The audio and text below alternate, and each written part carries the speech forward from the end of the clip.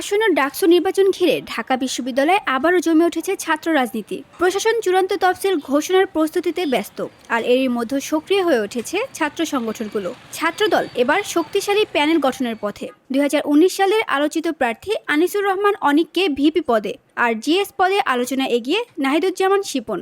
তবে আন্দোলনে ভূমিকা রাখা আবিদুল ইসলাম খান ও শেখ তানভীর হামিমেরও গুরুত্ব বাড়ছে।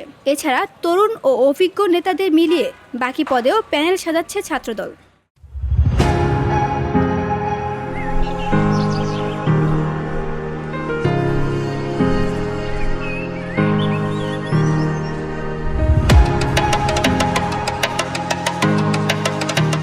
এদিকে জুলাই গণ অভ্যুত্থান থেকে গড়ে ওঠা বাগজাস ঘোষণা দিয়েছে তারা আন্দোলনের নেতৃত্বদানকারী শিক্ষার্থীদের নিয়েই প্যানেল গড়বে।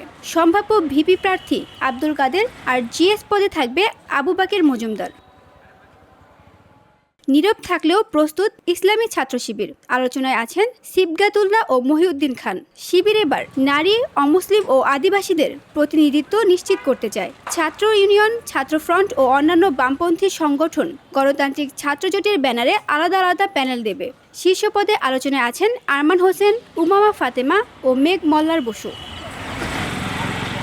স্বতন্ত্র প্রার্থীরাও পিছিয়ে নেই। আলোচনায় আছেন ছাত্র অধিকার পরিষদের সভাপতি বিনয়ামিন মোল্লা, জামাল উদ্দিন খালিদ এবং আপ বাংলাদেশ থেকে এবি জুবায়ের। সব মিলিয়ে দীর্ঘদিন পর ডাকসু নির্বাচন ঘিরে ক্যাম্পাসে সৃষ্টি হয়েছে রাজনৈতিক উত্তাপ।